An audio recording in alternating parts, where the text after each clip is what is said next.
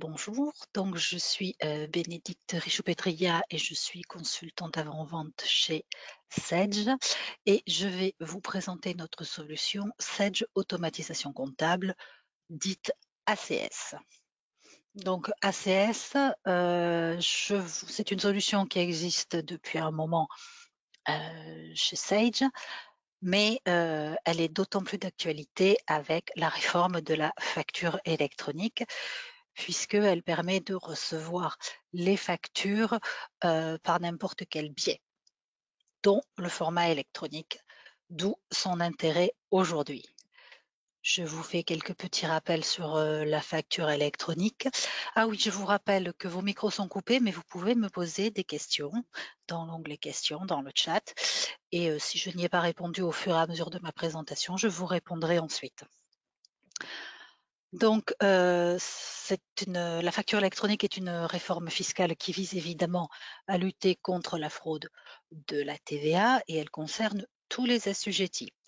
Donc, c'est une réforme qui fonctionne, on le sait, puisque par exemple, dans d'autres États de la communauté européenne, de l'Union européenne, elle a été mise en place et par exemple en Italie, depuis plusieurs années, elle a permis à l'État d'engranger des dizaines de millions de recettes de TVA en euros. Donc, ce n'est pas négligeable. Il y a un calendrier d'application que vous devez connaître, mais que je vais vous rappeler. Et donc, cette réforme induit de nouveaux formats de factures obligatoires qui sont des formats dématérialisés, soit la facture ISC, soit C2I, soit UBL. Et donc de nouveaux circuits obligatoires de circulation des factures avec de nouveaux acteurs qui sont les outils de dématérialisation pour pouvoir émettre une facture électronique, le portail public de facturation qui contiendra un annuaire dont je vais vous parler et qui sera le seul interlocuteur de l'administration fiscale, seul habilité à déverser les informations contenues dans vos factures à l'administration fiscale pour obtenir des déclarations de TVA pré-rempli, comme votre déclaration de revenus. Il n'y aura plus qu'une vérification à faire. Et l'État, l'administration fiscale détenant tous les renseignements, cela va induire, par voie de conséquence, moins de contrôles fiscaux et surtout moins douloureux. Donc la facture électronique, le invoicing, permet le dépôt, la transmission et le suivi des factures en B2B, business to business, c'est-à-dire entre professionnels, et de professionnels à collectivité territoriale ou pas, comme Chorus Pro. Il ne s'applique pas en cas de facture B2C, c'est-à-dire vers des particuliers, ou B2B à l'international ou intracommunautaire. Pour ces deux derniers types de transactions, on utilisera ce qu'on appelle le e-reporting, qui sera donc un reporting qui réunira la totalité de ces flux, B2C, B2B international et intraco, ainsi que les factures soumises au régime de l'encaissement des prestations de services, puisque certes le fait générateur est la facture, mais ce n'est pas l'exigibilité qui est à l'encaissement. Donc l'information qui doit figurer sur la déclaration de TVA n'est pas issue de la facture, mais des encaissements, ce qui nécessite donc un reporting. La facture électronique en réception, l'obligation pour tout le monde, quelle que soit la taille de l'entreprise, de pouvoir recevoir une facture électronique dès septembre 2026. Les grandes entreprises et les entreprises de taille intermédiaire devront être capables d'émettre ces factures électroniques et les e-reporting à cette même date, tandis que pour les PME et les TPE, elle est décalée de 1 an. Voilà. Mais donc tout le monde devra être en capacité de recevoir ces factures en septembre 2026 et ces dates ne bougeront pas. Cette fois-ci, c'est bien définitif. Le circuit de la facture électronique se déroule de la façon suivante. Une entreprise A une plateforme de dématérialisation, par exemple Sedge, qui va communiquer avec le portail public des facturations, qui détient l'annuaire des entreprises, dans lequel toutes les entreprises seront obligées de déclarer leur plateforme de dématérialisation. Ainsi, on va chercher l'information pour savoir où diriger la facture et on envoie la facture à la bonne PDP. Et l'acheteur fera de même pour envoyer les infos, etc., etc. Et c'est ainsi qu'on s'envoie les informations. Ensuite, les informations détenues dans les factures seront traitées par le portail public de facturation et transmises à l'administration fiscale pour le pré-remplissage des déclarations de TVA. Donc, il est impératif, vous serez obligé de déclarer une ou deux PDP sur l'annuaire des entreprises pour pouvoir router convenablement les flux entrants et sortants, comme vous le voyez ici. Donc, les principaux axes de développement d'ACS, le principe de fonctionnement, la facture électronique, les options et une petite démonstration. Donc, les principaux axes de développement d'ACS étaient d'éliminer, en fait, de limiter au maximum la saisie comptable des écritures d'achat en l'automatisant. Donc, avec la facture électronique, il y a deux moyens. Soit il s'agit d'une facture électronique, et là, c'est de la lecture de code de langage XML encapsulé derrière la facture qui apparemment est lisible à l'œil humain normalement. Toutes les factures seront structurées exactement de la même façon. Et ensuite, pour les factures que vous aurez en version papier que vous pourrez scanner ou en PDF, il y aura un outil de reconnaissance des caractères, un OCR, qui permettra une automatisation partielle. ACS permet la mise en place et l'utilisation de circuits de validation automatisés qui permettent la traçabilité du circuit de vie de la facture. Vous pouvez dans ACS paramétrer autant de circuits de validation que vous le souhaitez. À l'intérieur de ces circuits, il peut y avoir jusqu'à 10 niveaux de validation, c'est-à-dire une validation en 10 étapes. Le comptable saisit, il transmet à un acheteur qui peut transmettre à quelqu'un pour confirmer pour un montant, et s'il y a une double confirmation nécessaire parce que le montant est supérieur à une autre personne, etc. Vous avez jusqu'à 10 niveaux de validation. Alors, 10 niveaux, c'est beaucoup, mais 3 ou 4, ça peut être intéressant. Ça permet également un archivage pour automatiser le stockage et faciliter la recherche. Et de plus, à partir de demain, nous pourrons vous proposer une GED, c'est-à-dire un archivage et un classement non seulement des factures, mais de toutes sortes de documents et de flux. Donc, cette automatisation comptable est un portail multicanal, comme je vous l'ai dit. C'est-à-dire que si vous recevez par exemple vos factures en papier, vous pouvez les scanner, elles seront redirigées vers un espace dédié. De même que si vous recevez vos factures par email, vous pouvez les centraliser sur une adresse où on adresse vos factures directement. Elles iront également sur cet espace dédié qui sera scanné toutes les 2 minutes par ACS. Donc ACS sera mise à jour en continu, quasiment en temps réel, et vous êtes certain de recevoir toutes vos factures, quel que soit le support. Donc c'est une interface simple et un point d'entrée unique qui utilise des circuits, des workflows de validation entièrement personnalisables. C'est également une application mobile, c'est-à-dire que les valideurs qui ne s'occupent pas de comptabilité, par exemple, pourront valider depuis leur téléphone portable sans être devant un PC ou un laptop. ACS gère également les demandes d'achat, c'est-à-dire qu'il gère les achats en amont de la commande pour pouvoir gérer les budgets. C'est-à-dire qu'il y a une demande d'achat avec l'accord du responsable du budget précédant la commande. Et donc, si vous avez demande d'achat, ACS, la comptabilité et la gestion commerciale, puis les moyens de paiement, on gère le flux fournisseur du début à la fin, de bout en bout, jusqu'à l'archivage des documents. Les données sont synchronisées en temps réel, pas de LES, mais elle, avec Sage sans comptabilité, avec une imputation comptable automatique à la ligne de facture. C'est-à-dire que les lignes de facture sont considérées ligne par ligne et non pas un total en pied de page. Le rapprochement automatique des documents d'achat est possible avec la gestion commerciale Sage, mais aussi des gestions commerciales tierces. Comme je vous le disais, nous proposons également une gestion électronique des documents. Je vous en donnerai un petit aperçu. Autre plus, et ça très important dans le cadre de la facture électronique, ACS permet la gestion des factures clients. C'est-à-dire que si vous avez une solution de gestion commerciale, de facturation, qui convient très bien à votre activité, mais qui n'est pas conforme avec la facture électronique, c'est-à-dire qu'elle ne peut pas émettre ces documents sous ce format. Ce qui va arriver puisque ces solutions se concentrent plutôt sur le métier et donc il va falloir que vous trouviez ce qu'on appelle un outil de dématérialisation qui est inclus chez Sage dans Sagesco, mais pas forcément chez tout le monde.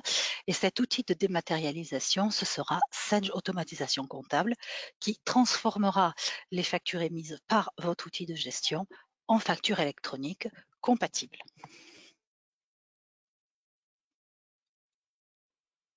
Donc, je vous récapitule avec ce schéma un peu barbare le fonctionnement d'ACS qui est ici.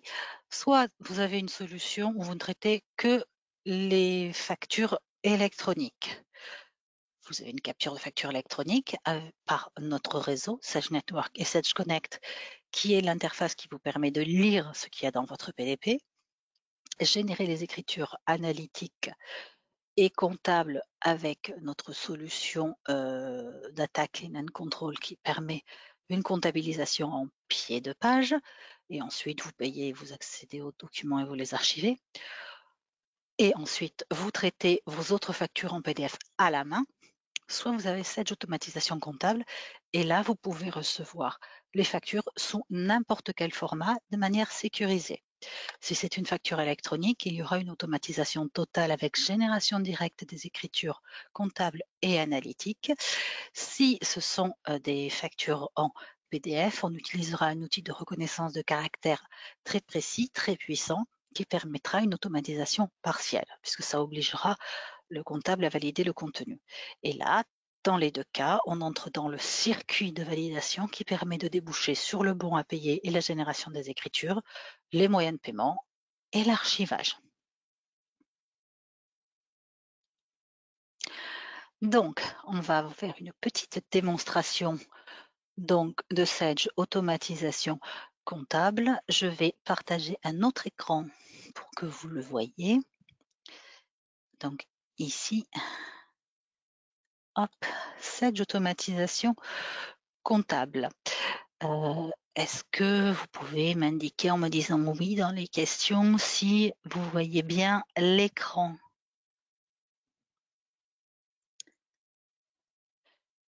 Je l'espère. Je vérifie. Oui, c'est bien ça. Donc, cette automatisation comptable se présente d'une façon très simple. Ici, vous avez vos factures à comptabiliser et en fait, les autres tuiles apparaissent selon les droits que vous avez et les circuits de validation auxquels vous avez accès. Donc moi, ici, j'ai tous les droits, j'ai les factures à comptabiliser, j'ai les questions et les vérifications qui sont demandées et à valider si je suis dans le circuit de validation à la dernière étape. Pour d'autres factures, par exemple, pour certaines factures, je peux avoir le bon à payer et pour d'autres, non.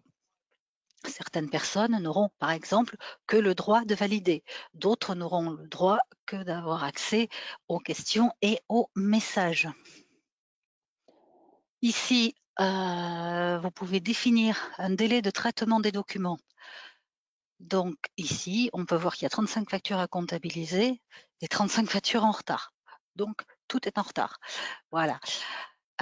Mais c'est très parlant et ça permet de savoir où l'on en est. Ici aussi, donc vous avez également les titres des tuiles qui sont repris. Et ici, dans les paramètres, vous pouvez paramétrer les catégories de documents, c'est-à-dire les flux de validation. Ici, vous voyez, il y en a plusieurs. Et ici, vous pouvez les paramétrer. Donc ici, vous activez par exemple la reconnaissance de caractère, la saisie comptable, rendre obligatoire la ventilation analytique et vous pouvez même afficher un paramétrage avancé. Oui, je sais. Et ici, vous avez toutes les étapes de validation, comme je vous le disais, jusqu'à 10. Ici, la coche vous dit qu'ici, il n'y a qu'une seule étape, c'est la dernière étape. Voilà. Je reviens à mes factures. Mes factures à comptabiliser. Donc ici, ce que vous voyez, ce sont des factures en PDF, mais nous allons également voir qu'on peut traiter des factures électroniques. Donc ici, par exemple, vous avez une facture de frais généraux. Vous allez ici traiter la facture. Donc ici, il s'agit d'une facture en PDF et donc on va procéder pour la lire par zonage. Ici, par exemple, le numéro de facture, nous avons indiqué par zonage qu'il fallait aller le chercher ici pour ce fournisseur.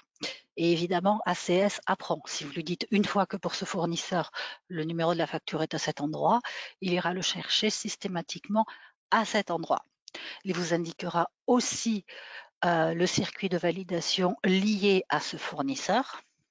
Donc ici, vous avez les différents circuits possibles créés ici.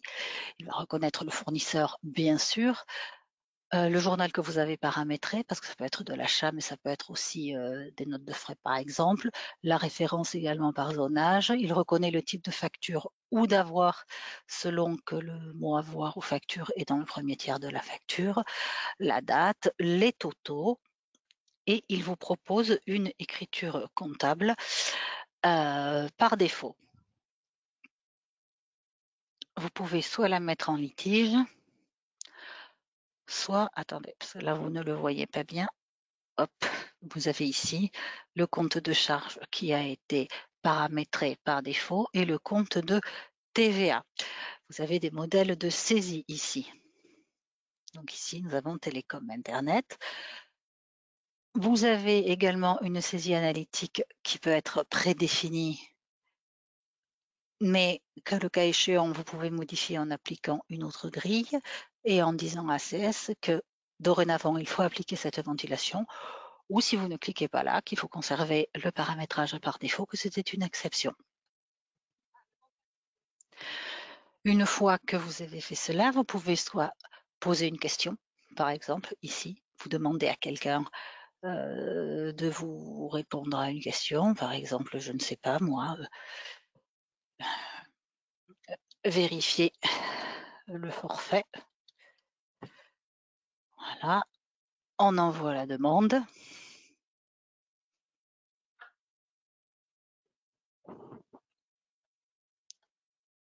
Et si je reviens dessus, modifier la facture, je vois qu'il y a eu des réponses qui ont été apportées.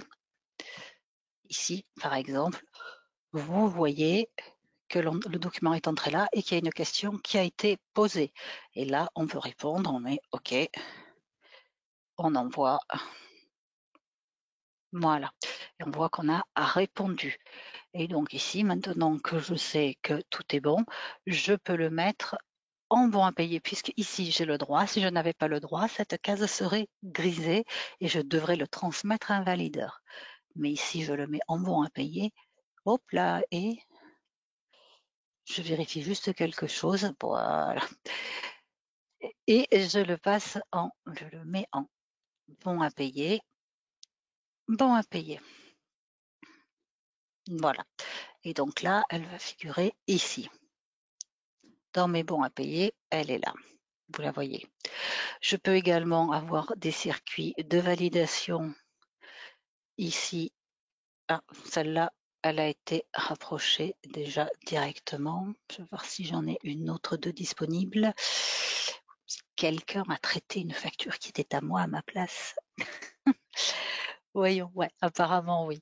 Bon, tant pis. Je vais essayer de vous en trouver une avec un autre client. Voilà, ici par exemple, vous avez une facture électronique.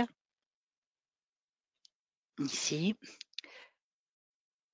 hop, vous pouvez ici la modifier. Facture comptable, non, toujours pas. Ah, vais-je y arriver?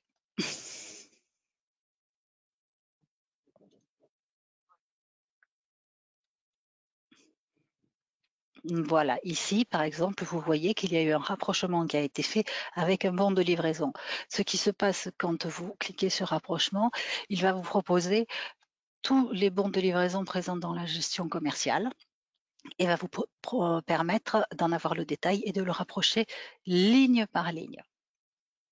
Et ensuite de le transmettre à la gestion commerciale pour approbation, comme le circuit habituel par la gestion commerciale. Et donc, par exemple, si je reviens sur mes factures et que je regarde celles qui sont avec ah mais j'étais dans les bons à payer. Voilà, c'est pour ça que ça ne marchait pas. Tout s'explique. Voilà, si je vais là, voilà, et donc ici, je lance le rapprochement et il va me proposer tous les bons de livraison concernés par ce fournisseur pour lesquels il y a des bons non rapprochés et on va à l'intérieur et les lignes nous sont proposées et on peut les rapprocher soit une par une, soit en globalité. Et ensuite, donc là, je vois que je ne veux pas le mettre en bon à payer, mais que je peux la transmettre et elle apparaîtra dans les factures à valider du valideur. En comptabilité, si vous allez dans les journaux d'achat, lorsque vous avez comptabilisé une facture par ACS, comme ici, vous pouvez voir d'une part que vous avez bien la ventilation analytique. Voyons, est-ce que j'ai le lien ou pas? Oui, voilà. Et même en comptabilité, je peux encore le modifier si je le souhaite, en appelant une grille et en l'appliquant. Je peux également, ici vous voyez la colonne documents rattachés, avoir accès directement aux documents depuis la comptabilité en visionnant les documents rattachés. Donc ici, sans avoir besoin de quitter ma comptabilité, je peux avoir accès directement aux documents dans ACS ici.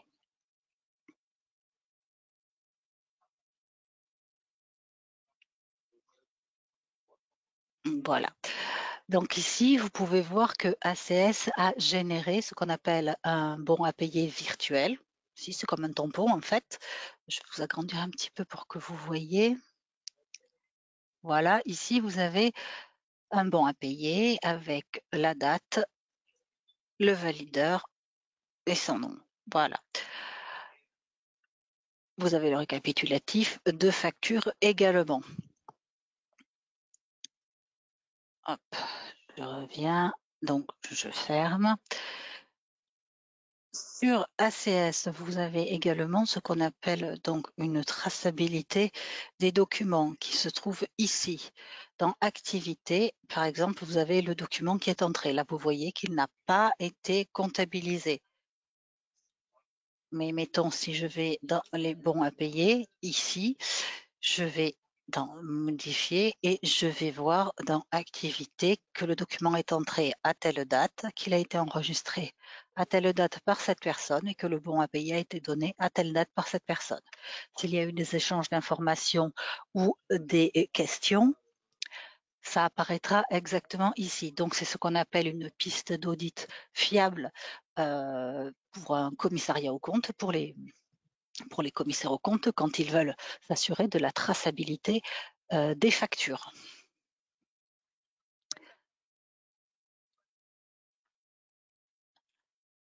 Cette automatisation comptable propose d'origine une fonction recherche qui sont également très utiles dans le cadre du commissariat aux comptes, puisqu'on a souvent des demandes, une société a souvent des demandes d'un commissaire aux comptes, une liste de factures de telle date à telle date, ou de tel fournisseur, ou de tel type de marchandises, ou le contenu de tel compte, divers critères. Donc ici, Vous avez des critères prédéfinis, ici un certain nombre, très, très variés qui peuvent donc permettre un filtrage précis.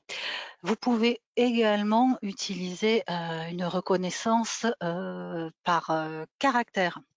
Par exemple, ici, nous sommes une société qui achète ou vend des bijoux. Vous cherchez bague et il va rechercher toutes les factures contenant le mot bague. Alors, j'aurais pu évidemment borner d'une date à l'autre. Et donc ici, en quelques secondes, vous avez toutes les factures concernées par la demande avec tous les renseignements qui concernent ces factures. Vous pouvez exporter un fichier, le transmettre, il va vous arriver dans votre boîte mail, mais vous pouvez également le transmettre directement à la personne qui vous a demandé l'information et vous pouvez paramétrer tous les renseignements que vous voulez qui figurent dans votre tableau, que ce soit les colonnes concernant la facture, l'entête de la facture ou la société. Et vous extrayez les documents associés, c'est-à-dire que quand vous lancez la génération de l'export,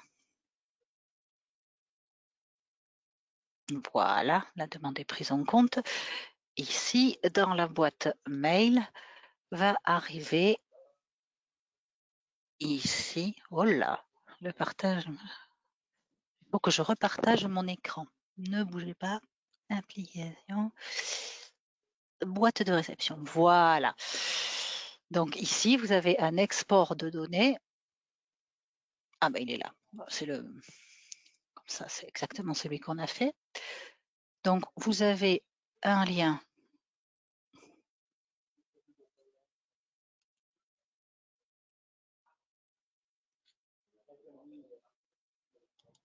ici, permet d'extraire tous les documents. C'est un peu long.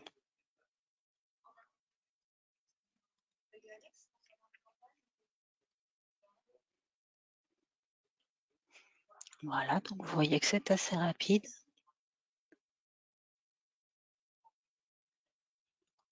Et vous avez un fichier Excel qui apparaît.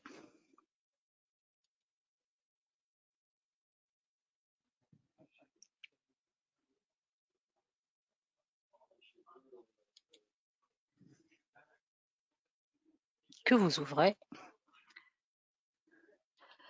Chaque fois, il me demande de repartager.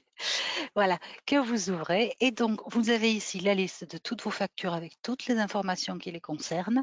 Le numéro, le date de la facture, d'échéance, le fournisseur, le circuit de validation, montant hors taxe, TTC.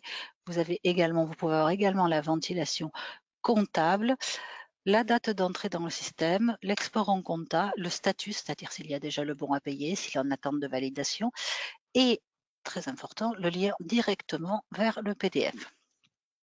Donc, c'est-à-dire que vous n'avez plus à faire de recherche. Ah, il ne veut pas. Il ne me trouve pas le PDF. Ah si, il est là, pardon. Excusez-moi. Donc ici, vous avez accès directement au PDF avec le tampon de saisie. Donc, c'est-à-dire que quelque chose qui peut vous prendre des heures, là, va prendre 3 minutes. Donc, je peux tout fermer. Je reviens à ma démonstration. Voilà. Donc, bon, j'avais préparé des copies d'écran au cas où il y a un petit bug. Access détecte automatiquement les doublons, c'est-à-dire que vous n'avez pas besoin d'ouvrir la facture, on sait déjà que c'est un doublon et vous pouvez la rejeter. Donc ici, vous avez une facture donc en PDF que je vous ai montré tout à l'heure avec récupération par zonage. C'est un PDF tout à fait normal. Et ici, vous avez une véritable facture électronique avec ici donc ce qui est visible à l'œil humain, ce qui est une obligation légale. On doit fournir un document lisible à l'œil humain. Mais vous voyez ici en fait que toutes les informations avec toutes les mentions obligatoires sont codées. Et donc chaque facture va respecter la même architecture, le même code Ils seront totalement identiques. Et donc, ACS va lire les infos. Ici, vous avez le numéro de facture, par exemple, la date. Ici, le fournisseur, son capital social, etc., etc. Et donc, toutes ces informations doivent répondre à ce codage, à cette architecture. Et comme ça, les outils de dématérialisation vont pouvoir les lire. On peut également utiliser ce qu'on appelle du mapping, c'est-à-dire lorsque l'on lit la facture, lorsqu'ACS lit la facture, qu'il détecte un nom d'article particulier, on peut lui dire de l'associer à un compte comptable particulier. Et on peut donc affiner cela avec, donc ici vous avez votre tableau d'articles et préparer, paramétrer toutes les associations que vous voulez avec diverses règles. Il peut y avoir plusieurs règles d'imputation. Donc ici, le traitement des factures que je vous ai montré, sachant qu'il y a aussi un contrôle d'IBAN, c'est-à-dire qu'ACS vérifie que les renseignements qui sont dans la fiche de votre tiers sont les mêmes que ceux qui sont sur la facture pour déjà être à jour des données si le fournisseur a oublié de communiquer un changement de coordonnées bancaires, mais également pour détecter les fraudes à l'IBAN. Donc ici, le rapprochement à la ligne des bons de livraison tel que je vous l'ai montré tout à l'heure. La piste d'audit fiable avec la traçabilité. Et voilà, vous pouvez partir tranquillement vers la facture électronique avec donc une option de demande d'achat que je vous ai décrite pour gérer les budgets et en amont de la commande.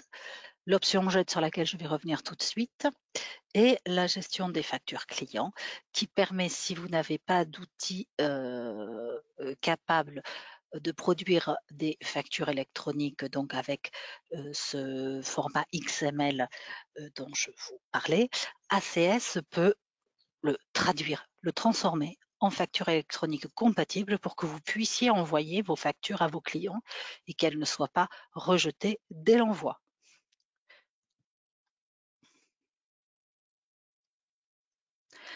Les bénéfices avec ACS sont évidemment une optimisation du processus de traitement des factures. C'est-à-dire, tout est automatisé, sachant que l'humain garde toujours la main au cas où, parce que trop d'automatisation tue l'automatisation. Ce qui permet un gain de productivité, ce qui permet d'être informé en temps réel puisque cela réduit au minimum la durée de traitement des factures, ce qui fluidifie aussi le traitement des litiges et des mises en paiement et qui aussi les rend beaucoup plus fiables suivant des circuits de validation adaptés pour chaque facture. Il y a également cette traçabilité des factures, cette possibilité de les rechercher très facilement et de les classer. Un outil de reconnaissance de caractère très performant, très fin, qui peut au caractère sans problème vous aider à trouver des factures et surtout à lire les PDF de façon très fiable et qui permet aussi de sécuriser les données dans notre cloud et utiliser donc des circuits de validation donc très puissants puisqu'on peut en avoir donc en nombre illimité à votre volonté. Donc ce qui augmente la productivité, l'utilisation des fonctionnalités métiers, des modules métiers. Il y a donc économie de temps, fiabilité et sécurisation et traitement automatisé et facilité. Moins d'erreurs, réduction des coûts de traitement évidemment, puisqu'en fait les échanges se font en direct depuis la solution avec échange des informations et traçabilité. Et évidemment, une facture traitée plus rapidement permet une amélioration de la trésorerie et réduit les actions de relance. Connexion à votre plateforme PDP, bien sûr. Les données de facture sont fiables grâce aux fichiers XML normés. On peut suivre et partager les informations avec les clients et les fournisseurs via la plateforme, comme je vous le disais, et tracer les flux. Et surtout, donc, comme je vous le disais, se rapprocher au maximum du temps réel. en connaissant le statut réel des factures et en minimisant les délais.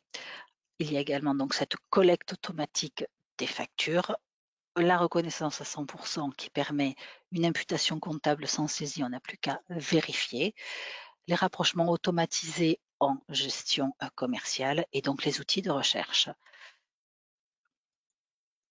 Voilà, et donc nous proposons également une GED qui va permettre non seulement de classer, d'archiver les factures, mais tous vos documents, que ce soit des contrats, des états d'avancement, des bons de livraison, des process, dans une arborescence qui est prédéfinie, mais également personnalisable avec des possibilités d'indexation très fines.